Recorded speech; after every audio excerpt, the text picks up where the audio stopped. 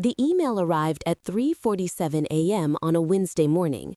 I shouldn't have been awake, but I hadn't really slept properly in 6 months, not since Patrick died, since grief had moved into my chest and decided to stay. The subject line was blank, just 3 attachments and a message written in a font I didn't recognize. But I knew who it was from because nobody else would send me photographs with timestamps and financial records attached like evidence. The sender had used an anonymous account. No name, no greeting, just a note, "You deserve to know the truth." I stared at the first photograph for a long time. It was taken inside a hotel room, the kind of room you forget the moment you leave it.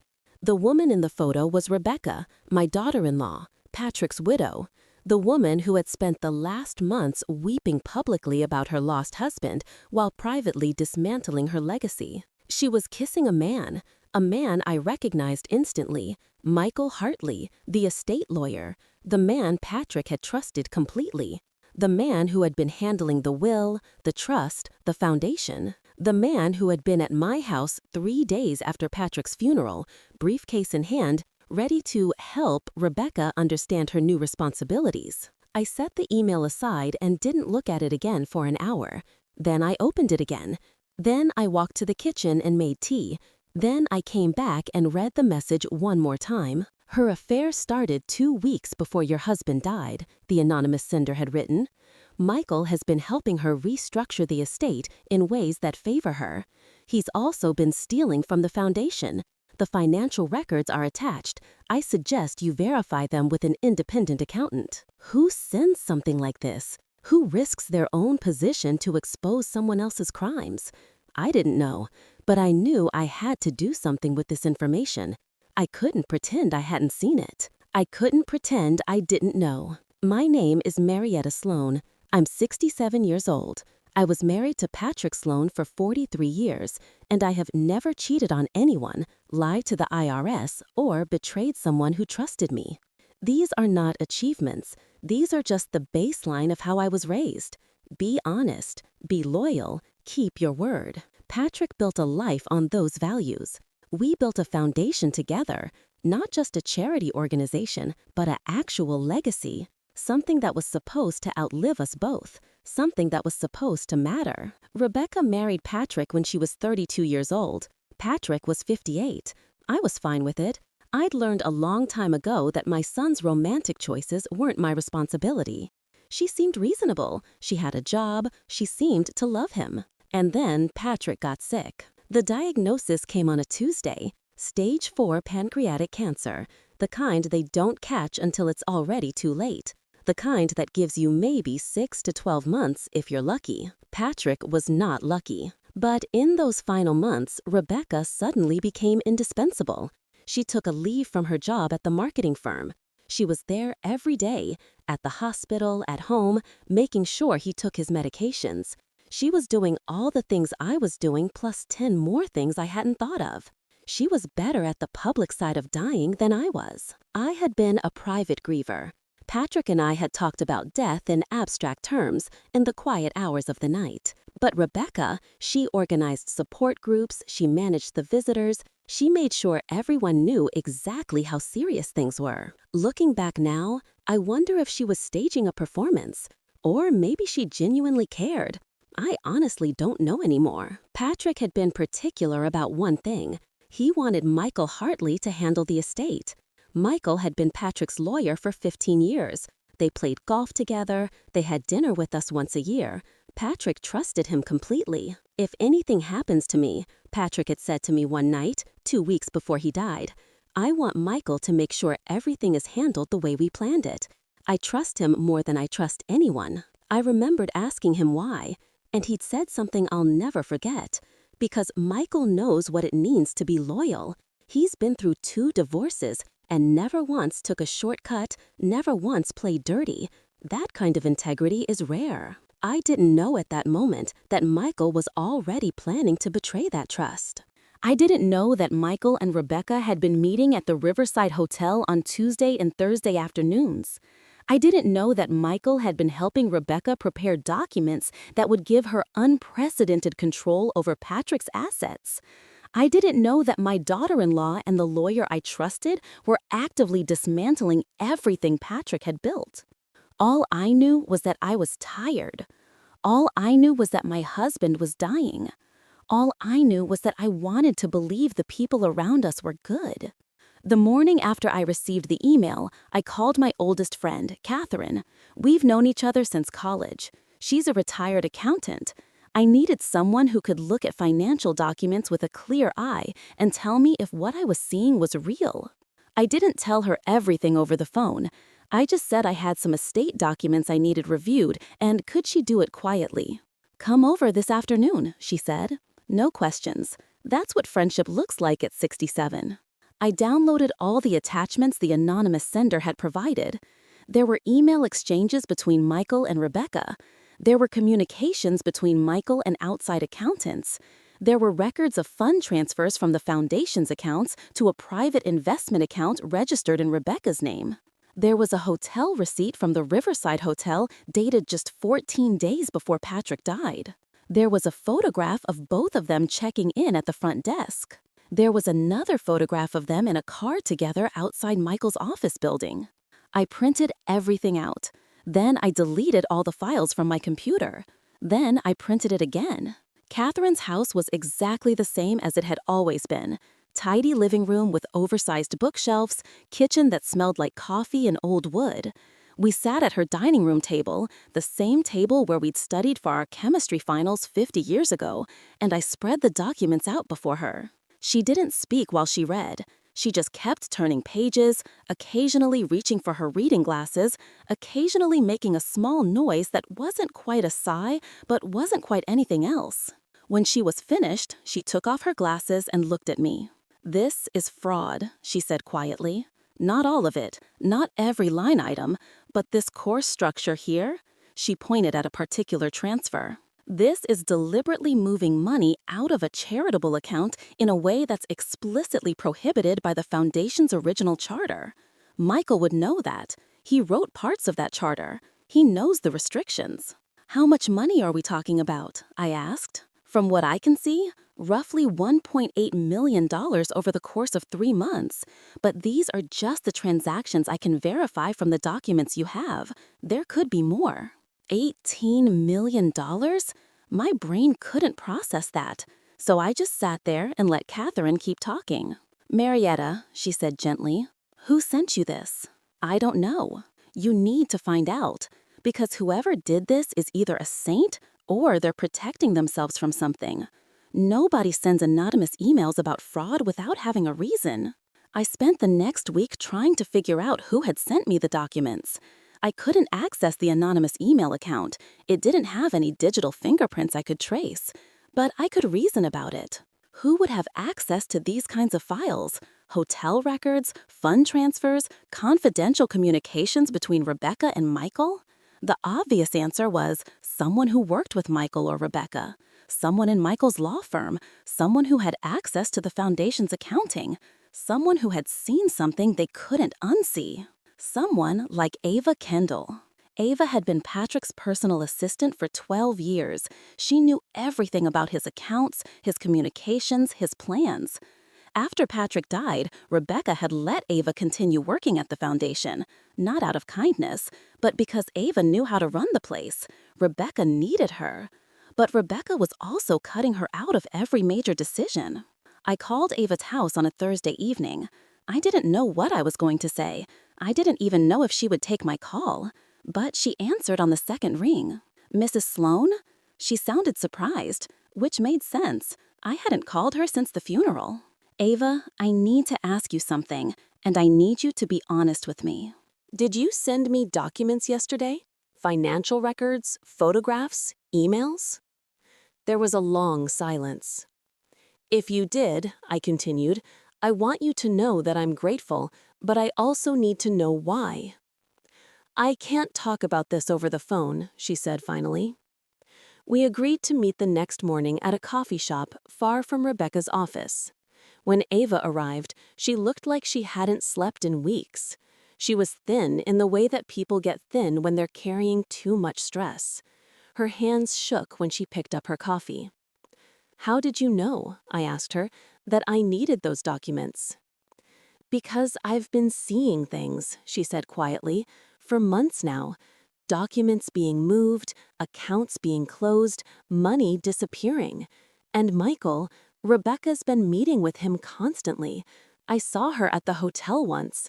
I wasn't following her. I was picking up a package. But I saw them, both of them, going into a room together. So you sent me everything you could find? Yes, because it's not right. Because Patrick wouldn't have wanted this. Because Michael is a snake and Rebecca is destroying everything your husband built. I nodded slowly. Ava, I need to ask you something else. Is there anyone else in Michael's office who might have access to these files? Someone who could help me understand the full scope of what they're doing? She hesitated. There's someone named David Chen. He's a junior partner. He's also honest. He asked me the same questions I was asking, but he said he couldn't help me officially because of attorney-client privilege. He said if I sent you the files, he'd never seen them and he'd never talked to you. But he knew what was in them. Yes. I needed professional help. I couldn't handle this alone. So I did something Patrick would have hated. I called his brother, Thomas. I hate asking for help. I hate being vulnerable in front of family, but this was bigger than my pride. Thomas was shocked when I told him what I'd discovered. Not shocked because he didn't believe me, but shocked because he understood immediately what it meant. Rebecca was embedded in the family. She was a widow. She had legal standing. She had Michael helping her. This wasn't going to be simple. We need a lawyer, Thomas said immediately, and not just any lawyer. We need someone who specializes in fraud cases, someone who won't be intimidated by Michael. I met with a woman named Lydia Velasquez 3 days later. She was smaller than I expected, maybe 5'5", dark hair, intense eyes that seemed to see through everything I was saying, straight to the part of me that was terrified. This is a complicated case, Lydia said, after I'd shown her all the documents. Rebecca has standing as Patrick's widow. Michael has professional privilege as an attorney. But this, she pointed at the fund transfers, this is not protected by privilege. This is fraud. And if I'm reading these documents correctly, Rebecca was actively working to exclude you from the estate while Patrick was still alive. That's premeditation. Can you stop her? I asked. Not by myself, but I can start proceedings to freeze the accounts. I can request a full audit of the foundation. I can subpoena Michael's records and his office communications. What I can't do is make this fast. Cases like this take time. They take patience. How much time? 6 months, maybe a year. I felt something crack inside my chest. A year. I could barely breathe thinking about 6 months. But I nodded and said yes. Lydia's first move was to request a court order freezing all accounts associated with the foundation. She argued that there was evidence of ongoing fraud and unauthorized transfers. The judge, a woman named Margaret Hoskins, granted it within 3 business days. Suddenly, Rebecca couldn't move money. She couldn't liquidate assets. She couldn't do anything without a court review. Rebecca's response was immediate and unexpected. She called me. "What have you done?" she said, not asked, said, like an accusation. "I've reported fraud," I said calmly, "which is what you'd do if you'd discovered what I discovered." "This is insane. This will destroy the foundation. This will destroy Patrick's legacy." "Patrick's legacy is already destroyed," I said. "You destroyed it. Now I'm trying to save it." She hung up. The next day, her lawyer sent a cease and desist letter. It said I was making false accusations. It said I was trying to destroy Rebecca out of grief-induced madness. It said I would face legal consequences if I didn't drop my accusations immediately. Lydia laughed when she read it. "She's panicking," she said, "which is good. Panicked people make mistakes." Michael's response was more measured. He filed a motion to recuse Lydia from the case, arguing that she was biased against him. The motion failed. He then tried to argue that the foundation accounts shouldn't be frozen because the foundation was a separate legal entity. That motion also failed. But what worked was the pressure. Michael reached out to mutual friends. He explained his side of the story, that he'd been helping Rebecca understand the complicated details of Patrick's estate, that he'd been a friend during a difficult time. He never explicitly said Rebecca wasn't guilty, but he implied that there were reasonable people who might disagree with my interpretation of the evidence. Some people believed him. Patrick's brother-in-law, who I'd known for 40 years, sent me a letter saying he couldn't take sides in family disputes. He stopped taking my calls. One of our oldest friends told me that I seemed to be having a difficult time processing grief and suggested I see a therapist. A colleague from the foundation's board called to ask if I was sure about these accusations because they seemed to be causing unnecessary conflict. What Rebecca and Michael understood was that they didn't need to win in court. They just needed to make the accusation seem doubtful. They needed to make me seem unstable. They needed to turn this into a she said, he said situation where nobody could be sure who was telling the truth. So I started documenting everything. I sent daily emails to Lydia with updates. I recorded conversations. I photographed documents. I wrote down timestamps and details of every interaction that felt suspicious or revealing. I became obsessive, methodical, the kind of person who is so focused on proving the truth that she starts to look a little crazy to everyone else. 3 weeks into the investigation, David Chen, the junior partner in Michael's firm, who had apparently helped Ava gather the documents, reached out to me through an intermediary. He wanted to meet. He wanted to tell me what he'd discovered. We met at a neutral location, a library near the university. He was younger than I expected, maybe 40, with careful eyes and the kind of measured way of speaking that comes from always having to choose your words carefully. "I'm risking my career by talking to you," he said. "You understand that." "I do." "Why are you doing it?" "Because what Michael is doing violates everything I believe about the legal profession. And because I have a sister who's a widow. And I can't imagine anyone taking advantage of her the way he's taking advantage of Rebecca. Not that Rebecca is entirely innocent," he added quickly. "She initiated most of this. But Michael, he's using his position of authority to manipulate her. He's using the power differential.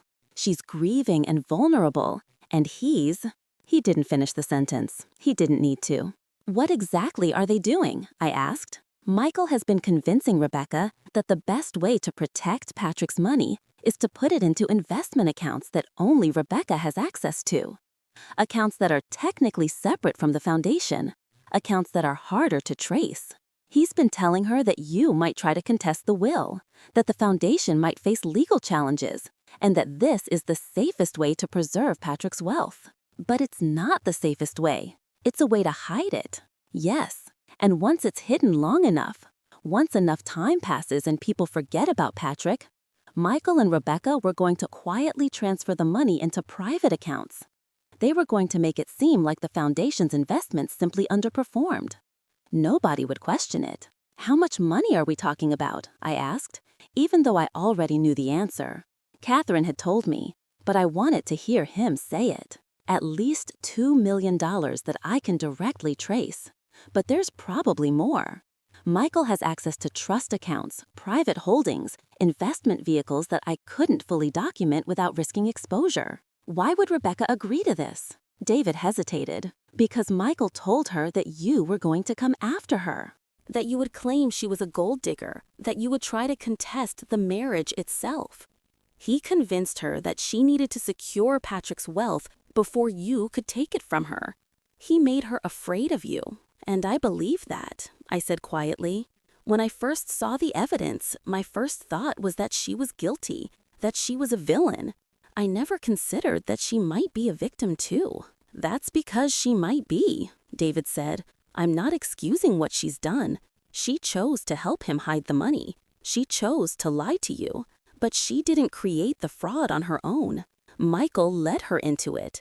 He used his expertise and his authority to make her believe it was necessary." I brought this information to Lydia. She considered it carefully, then proposed something that surprised me. "We approach Rebecca," she said, "not with accusation, but with an offer." "What kind of offer?" "We tell her that if she cooperates with the investigation, if she provides evidence against Michael, if she helps us recover the misappropriated funds, we'll advocate for lenience. We'll argue that she was acting under the influence of someone with greater expertise and authority. We'll paint her as a victim rather than a criminal." "Do you think she'll take it?" "I think she's terrified. I think when she realized that we'd frozen the accounts, she probably realized that Michael doesn't have a plan to save her.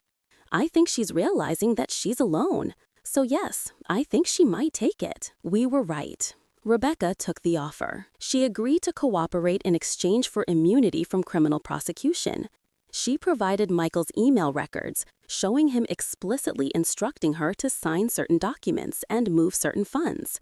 She provided recordings of their conversations. She'd been recording him without his knowledge, where he talked about hiding money and delaying discovery. She also provided names. Michael had done this before, with other clients, with other widows, with other grieving people who were vulnerable and desperate and willing to trust an expert. Michael fought it for months. His expensive lawyers argued that the evidence was obtained illegally, that his privacy had been violated, that the conversations had been recorded without consent.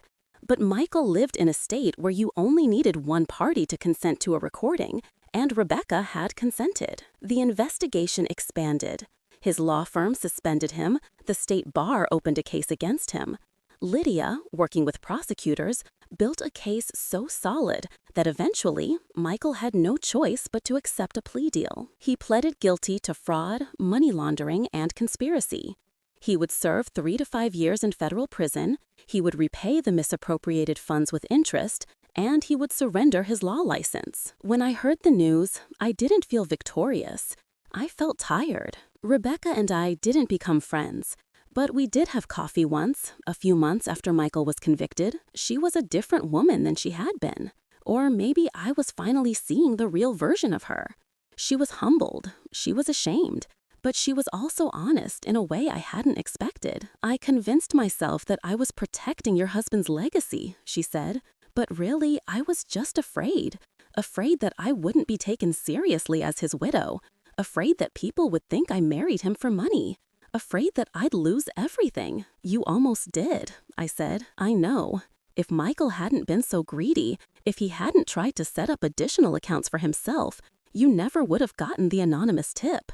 You never would have known. Someone gave me the tip for a reason. Someone wanted the truth to come out." "Yes, David Chen told me that later.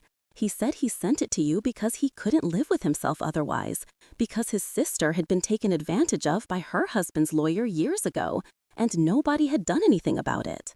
So when he saw Michael doing the same thing to me, he decided to stop it." I thought about David Chen, about the risk he'd taken, about the fact that he'd been quietly working to expose this, even while being paid by Michael's firm. "Will you go back to work?" I asked Rebecca. "Probably not. Not in the industry I was in.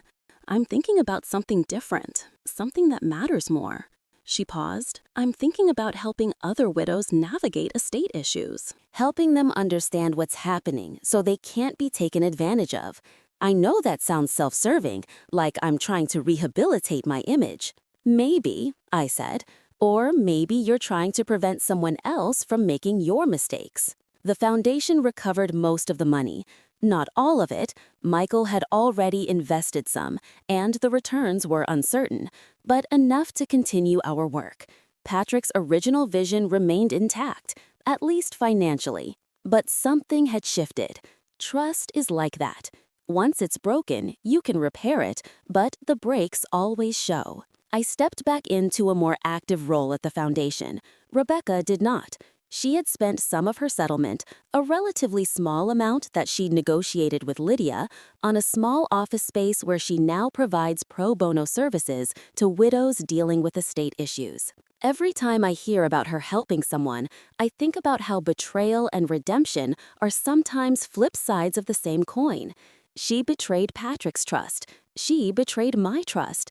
But now she's using that knowledge to help others avoid being betrayed. I'm not sure if that's enough, but I'm not sure if anything ever is.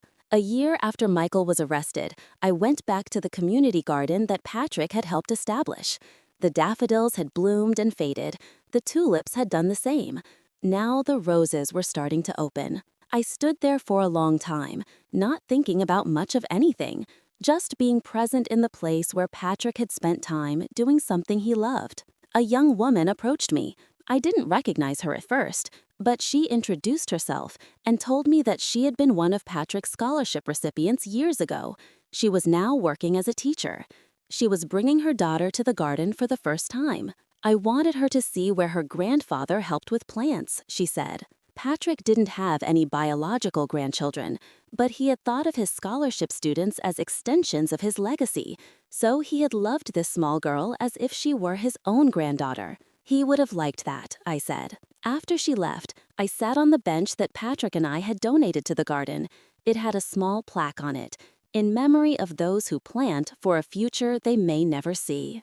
I thought about Patrick, about how he'd trusted people, sometimes foolishly, about how he'd built something beautiful and tried to leave it behind, about how his trust had been betrayed and how I'd had to fight to preserve what he'd created.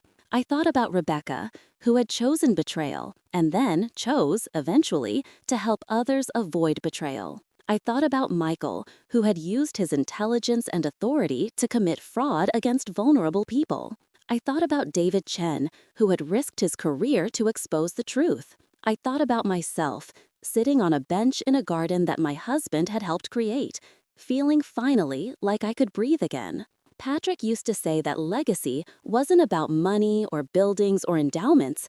Legacy was about impact. It was about the people you touched, the values you passed on, the small ways you made the world slightly better than you found it. His legacy was saved, not because I won in court, but because I refused to let it be erased. And that refusal meant something. As the sun set over the garden, I made a decision. I would continue working with the foundation. I would help Rebecca in her work with widows. I would support David Chen if he ever needed a reference letter for a new job. I would build on what Patrick had started, knowing that it was fragile and precious and worth protecting. I would live the rest of my life as a guardian of his values, not out of obligation, but out of love. Because that's what legacy is. It's the people we loved continuing to guide us, even after they're gone. It's the values they taught us becoming the values we teach others.